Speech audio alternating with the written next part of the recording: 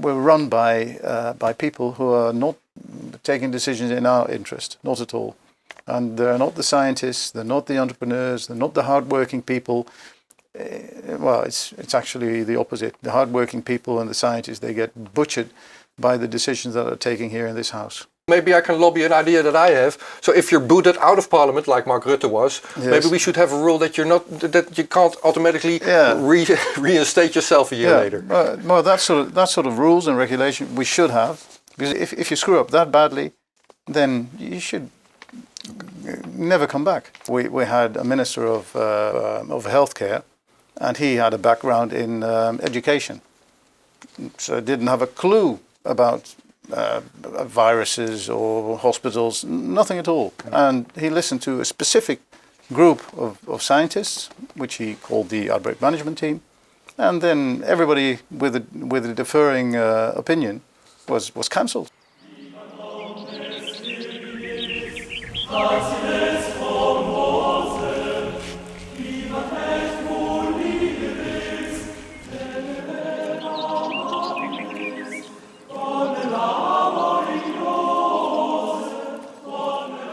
Professor Schippers, may I ask you some questions? Yes, of course. What do you want to know, Rico? It's February 15th, 2023. I'm a guest with Mr. Wybren van Haga in your office. Yes, you're welcome. Yeah. So, well, maybe you can tell us, tell the audience, where are we? We're in the House of Parliament, in the House of Commons, and we're in the new building because the old building is being renovated. And you're in my room, my humble room, and so you're very welcome. Thanks for having us. My introduction to you would be you're a member of Dutch Parliament. You have been since 2017. You're the leader of a liberal, conservative Dutch opposition party called BVNL. In English, that would translate roughly to the interest of the Netherlands. Exactly, yes. Okay, cool. Now, with Follow the Science, we typically would talk to scientists, but we also like to learn the effect of what science does and how it's used and where it's used. And you have referred to Professor Schippers' 2020 paper, For the Greater Good, the devastating ripple effects of COVID-19 crisis. Yes. You used that. Yes, well, she was the first to actually mention the side effects of all the measures that were taken during COVID-19. And so I started asking questions to the Prime Minister and to the Minister of Health at the time. And it appeared that they never ever considered the ripple effect or the side effects. Never. And until that moment, nobody even realized that the side effects were devastating. The economical side effects were devastating. The medical side effects were devastating. Because suddenly people with cancer they weren't diagnosed, they weren't treated anymore. People with heart failure collapsed and died. And just to save a few COVID patients, and even that was under discussion because the data was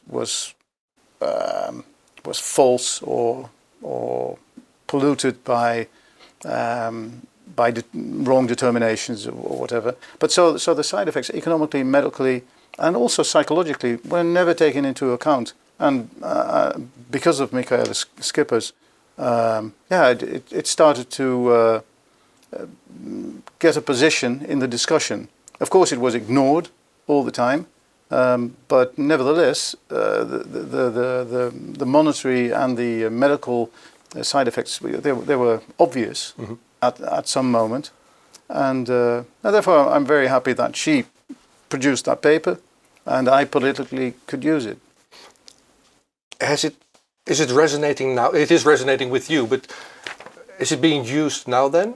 No, not at all. No. Everybody is still in a psychosis. Okay. So this is mental freeze that people had, that there was something really important going on, and everybody was frightened. The fear mongering was horrible, and let's say a good 90% of the people just said, well, no, this is so important. Whatever the cost, whatever the expenses, whatever the damages we are inflicting on other people, we just go along with whatever the government is saying. And so Mark Rutte and Hugo de Jonge at the time, they were imposing incredible measures, lockdowns, curfews, 1.5 meter mouthpieces, just absolutely insane. But nobody considered the side effects, and so they still don't.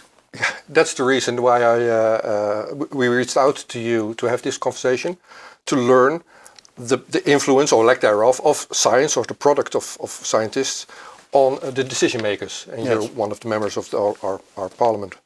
So that will be a question.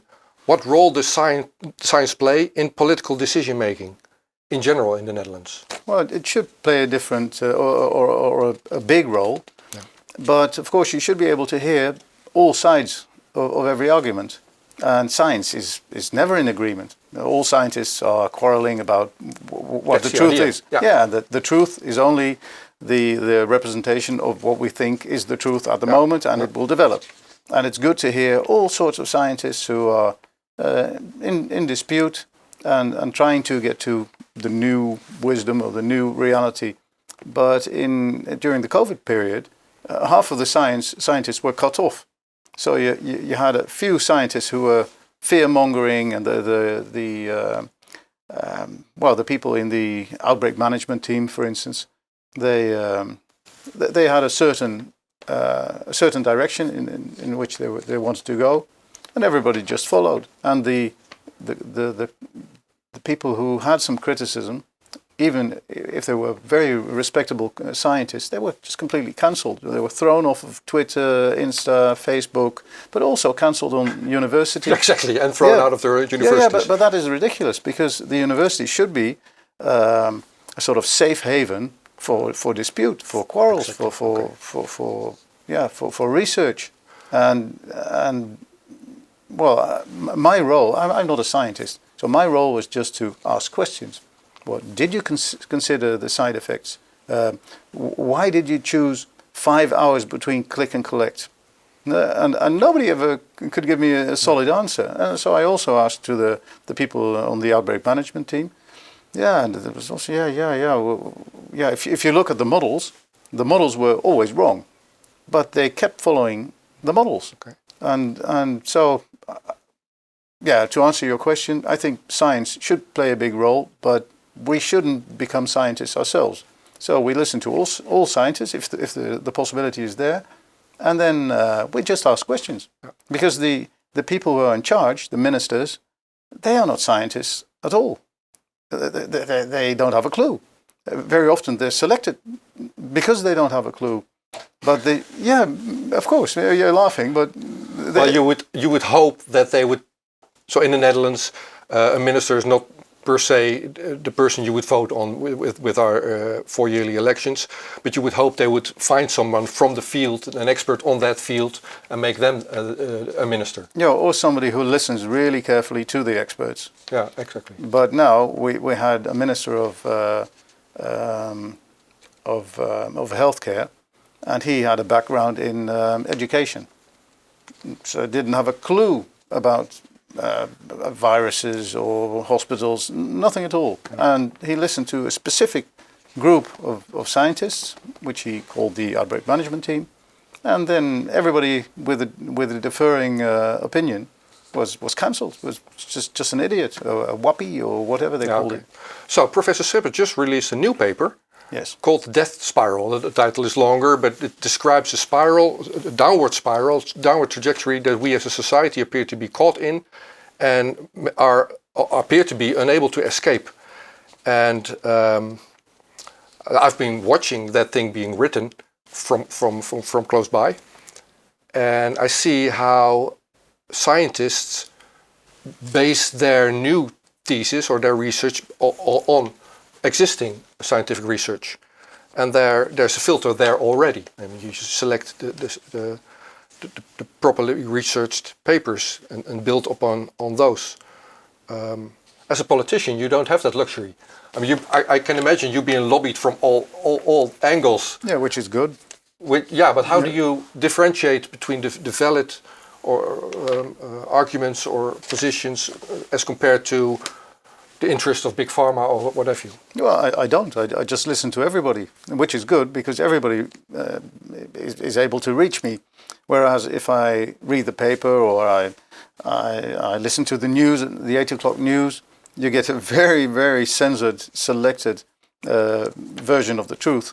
Whereas if I meet the scientists and the pharmaceuticals and everybody, I get a broad spectrum of the truth, and then you select or you decide what you think is reasonable.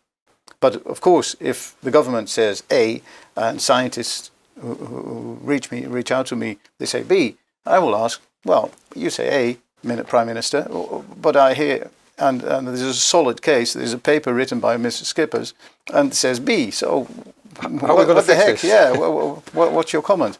And there never, not even an instant, there was any solid reply to that question, and which made me really worried, and that's why I became one of the first people who had criticism against the way the government was forming their. Okay.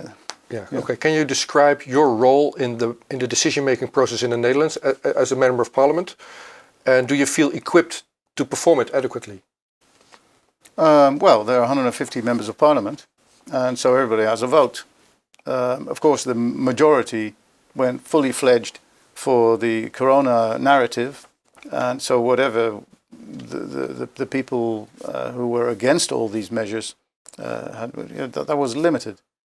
We're not equipped to, well, especially not in my case, because we are a separated group.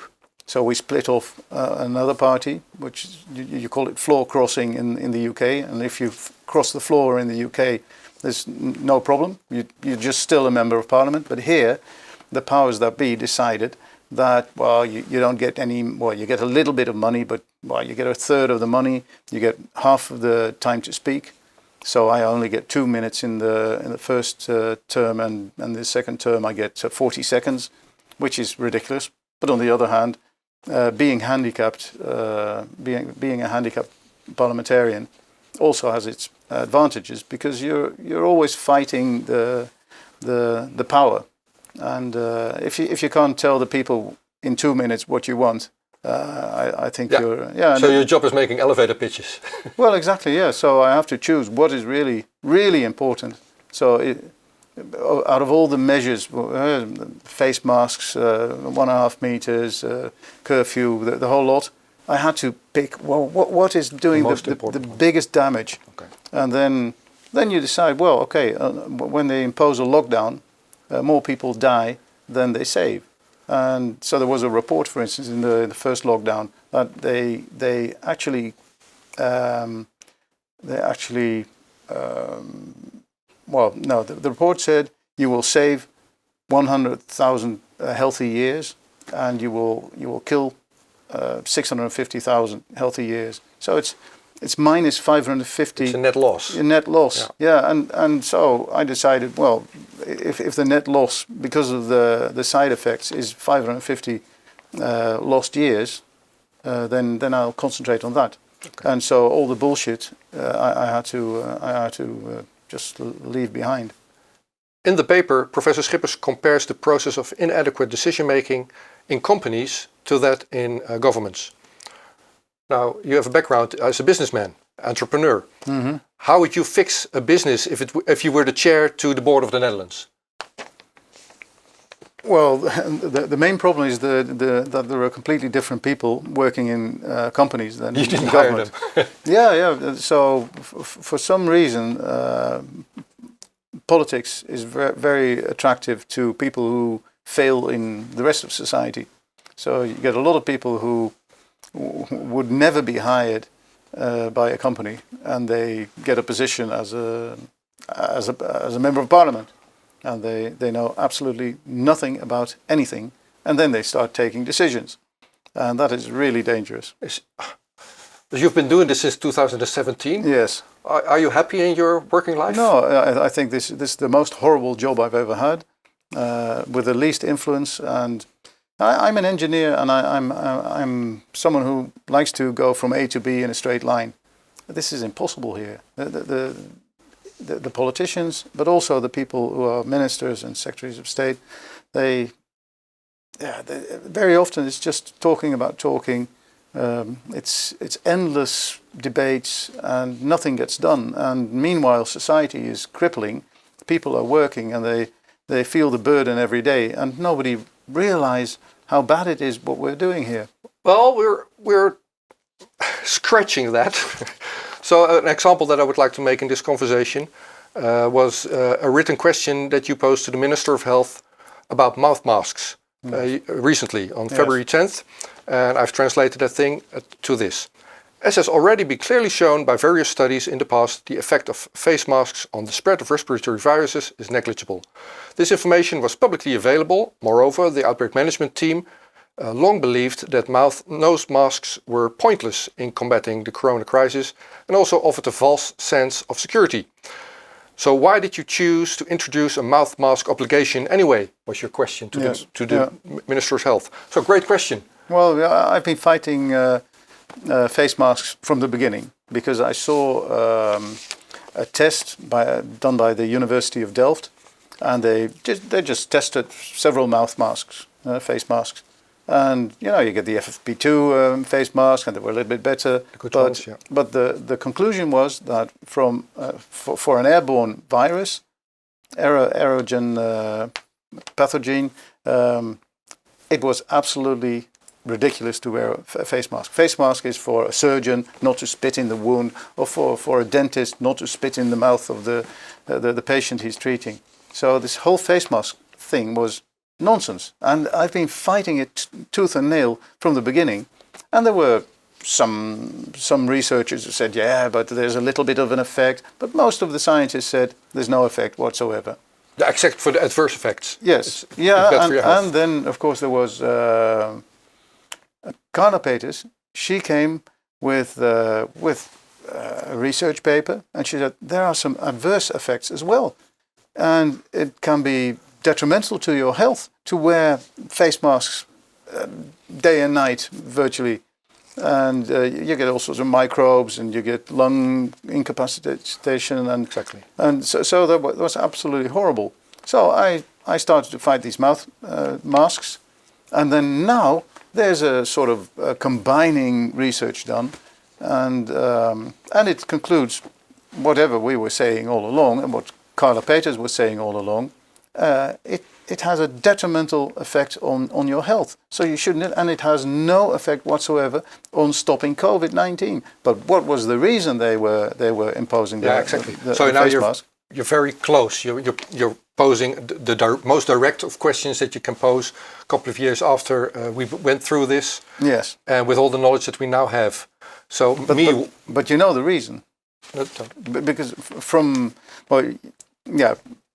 there was some WOB research or questions, so they have to give some sort of material or emails that would be FOIA, like the Freedom of Information Act. Yes, that's what it's called FOIA. Yeah, Freedom of Information Act in UK or in the Netherlands it would be WOB or WOO. There were some FOIA requests, and out of that it appeared that the only reason they imposed face masks was for some psychological effect. So to make sure that everybody was afraid.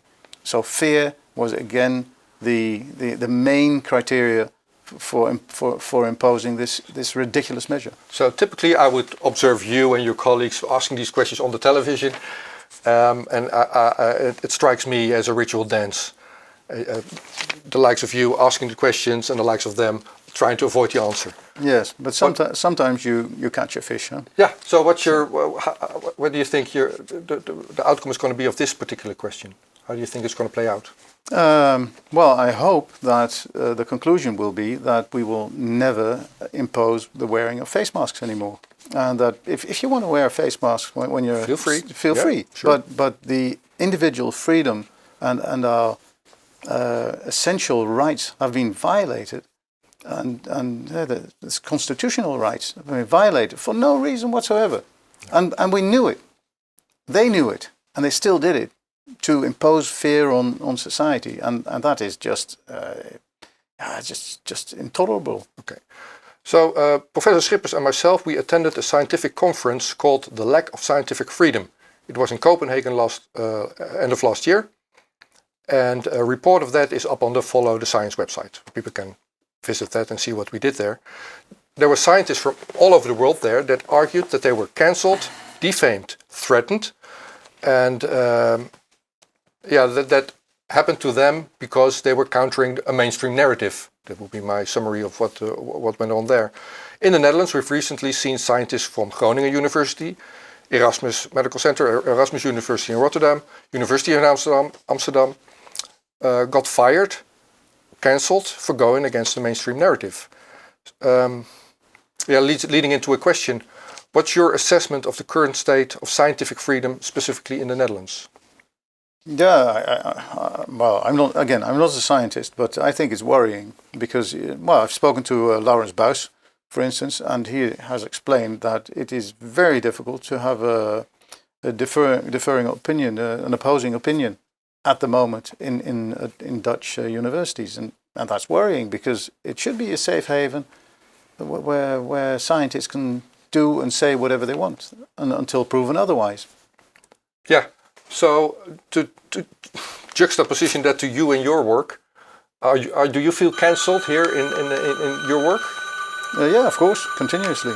Yeah, because the people who are in power, they will always try to sort of fade out or ignore. Now everybody's hearing this. Yeah, so this is the. What is that thing? Well, this. The meeting is starting again. again. This is the start of the meeting in the plenary hall. Yeah. Yeah. So back to I didn't want to interrupt you, but okay. we were interrupted by the ring. What appears to be a culture of cancel on multiple universities in the Netherlands, since it appears to be a national thing, maybe international, but we focus on Holland here. Should this be addressed on a national level? That would be you, from our government or from our elected representatives. And how is it being done? Are you? Am I being how can we cancelled? set science free? I think it's a problem that is a broader problem, and it's everywhere in society. And because of this whole woke revolution, there's sort of a moral justification by the woke people, and whether that's on universities or in parliament or wherever, they think or they feel they have the patent on decency. And if you have a patent on decency, you're on the moral high ground, and somebody else who's got a different opinion, he's on the moral low ground. So by nature, you have to cancel them, and that is what they are doing. And I think it's really dangerous because anybody with any opinion can be wrong, and I think in a lot of ways these woke people or the wokeism is wrong, and it's fully acceptable that if somebody is wrong or you think he's wrong, that you have a debate. But if the debate stops, you're in a totalitarian state, and that's what we're sliding into. And I think it's very, very, very worrying. Matthias de Smet has written a whole book about it, and he separated the people in 60% of the people who just don't give a shit about it. They just want to see Netflix and sit on the couch and eat a bag of crisps. Yeah. And then 30% of the people, they are the people who are shouting at you that you have to wear a face mask, and you have to get your vaccination, and you're a danger to society. And these 30% of people, apparently it's correlated to a very high education, which stunned me, because I always thought these were the stupid 30%, but they're not. They are. Now that we're living it, you see that these are the educated 30%. Exactly. But they're also, I think, maybe socially a little bit deprived, and they want to be part of a group, and they are ready to kill for their existence in a group, and so they're 90%. And then you've got the 10% that are left, and these are, well, you and me. The dissidents. Yeah, the dissidents who are screaming and shouting, well, sorry, you may be wrong, or can it be different, or we're inflicting an enormous amount of harm to other people, but you're cancelled because you're very dangerous to this group. If we go back to the paper, the death spiral, not only does it try to describe how we are as a society going in that downward trajectory, but also how we may escape from that. And there's a couple of items there. One would be turnaround leadership, so a different kind of leadership. And an example Professor Schippers made in an interview that we did a while back was Nelson Mandela, for instance, who would be who you could consider as a turnaround leader. And another one was more democracy, direct democracy, reinstate the referendum in the Netherlands, yes. For instance. How would you respond to that? Or and do you have other suggestions maybe how we may escape a downward trajectory that we're in? Yeah, well, I think any democracy should have some safety valves, and I think the Netherlands lacks, well, at least one safety valve, which is, for instance, a maximum time that a prime minister can serve. In America, 2 terms. You know that Biden or Trump, after 4 years, but after 8 years for sure, they are gone. Yeah. And then somebody else can pick up the pieces, see what skeletons there are in the closet, and everything comes out. And that is a mechanism that we don't have. So we're stuck with Mark Rutte for the past 12 years, and you know we're having a lot of criticism about Putin and. So now that I'm talking to you, maybe I can lobby an idea that I have. So if you're booted out of parliament, like Mark Rutte was, yes. Maybe we should have a rule that you can't automatically reinstate yourself a year later. Well, that sort of rules and regulation we should have, because if you screw up that big. Yeah. If you screw up that badly, then you should never come back. But now, after 12 years, we're thinking that we are in a fully fledged, working, functioning democracy, and we're disputing. Well, we're having comments on Putin and Xi Jinping and all these totalitarian leaders that are in power, and they've maintained themselves in power for years. But Mark Rutte is doing exactly the same thing. I think we should have a rule that's no more than two terms, no more than 8 years. And with regards to the referendum, I think the more direct democracy you have, the better it is.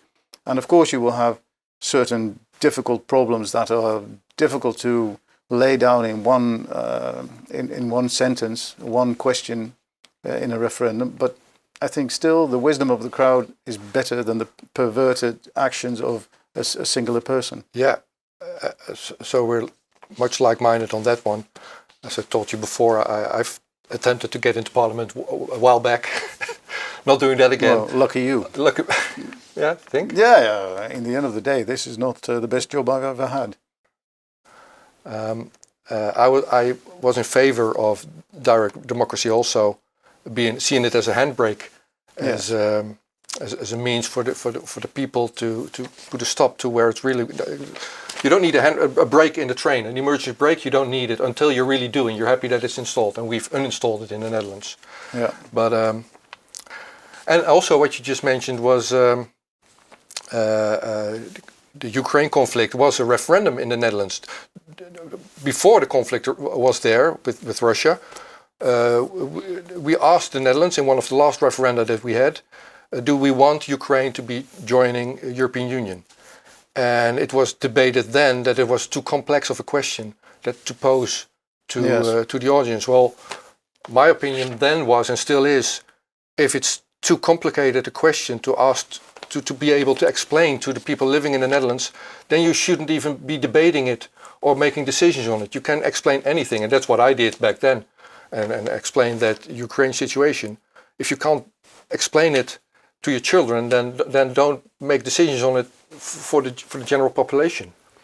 That would be my response. Well, I think a lot of people who are in power, they they get to power because they accept that the majority is always right, because they're Democrats. But once they're in power, and you see that with D66, for instance, we used to be in favor of the referendum. Now they're saying, well, yeah, now the people are really too stupid to understand the complicated problems that we have. So we're the smart guys, so follow us. So screw the referendum, because we know what is good for you. Yeah. And that is decadent. That is explosive. It's ridiculous. It's criminal as far as I'm concerned, because you're anti-democratic then. So you get the most democratic party who wanted to reform everything, big referendums, chosen mayors and everything. And then suddenly, once they're in power, they decide, well, now we're in power, and we've been on this democratic train, but now we're at the station. We get out of the democratic train and screw democracy. You're using them, so D66 would be one of the political parties in the Netherlands.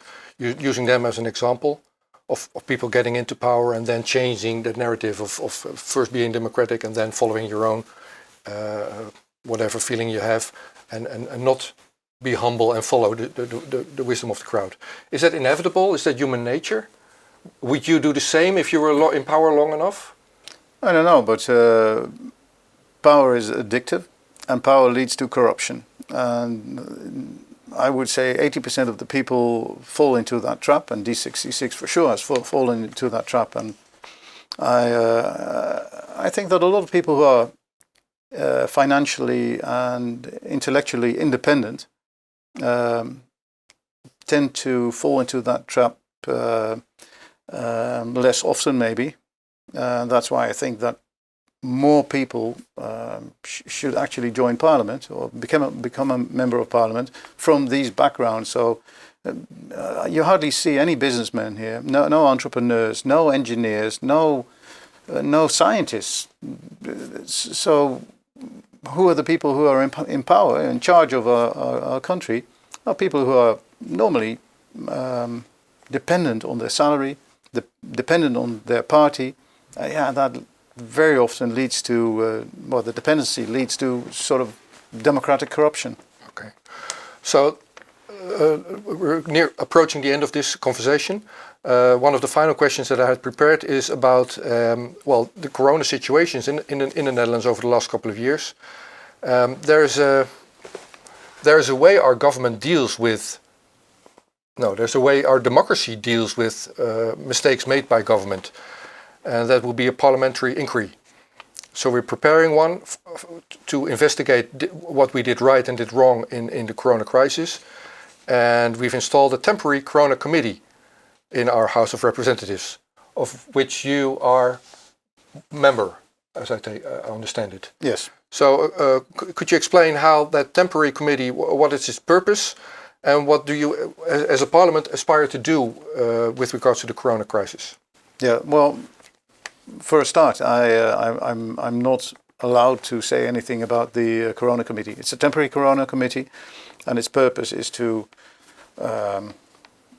come up with a list of questions that we want to have answered, and then the permanent parliamentary inquiry will consist of people who will try to get to the bottom of these questions, and that is all I can say about it. So I'm all in favor of transparency and people being able to verify that the likes of you are doing the work properly. So why the secrecy? Well, I think in the process of getting to the list of questions, I think it's better not to say anything about it. And once the paper is ready, then of course it's fully transparent. But in the meantime, I think it's counterproductive if members talk to the press about what's happening there. Well, that would be me. Maybe one small question: are you going to talk to scientists? Is science going to play a role in the outcome of your temporary committee? I think the committee will look at all angles. So, regardless and unbiased.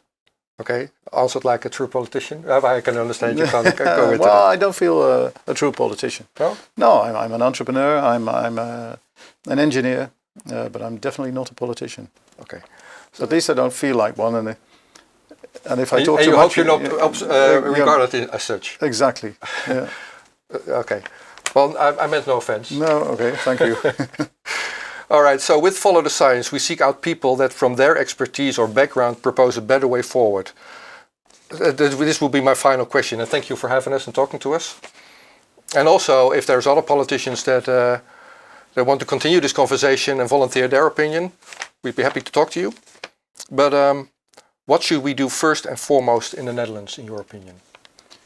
Well, make sure that democracy functions again, and it's very easy. The people should join in and take part of democracy, and don't think that you're part of democracy when you vote, because voting is the final step. But we have a party democracy, so if you're not a member of a party, basically you're not in, because the people you can vote for, that's decided within the party.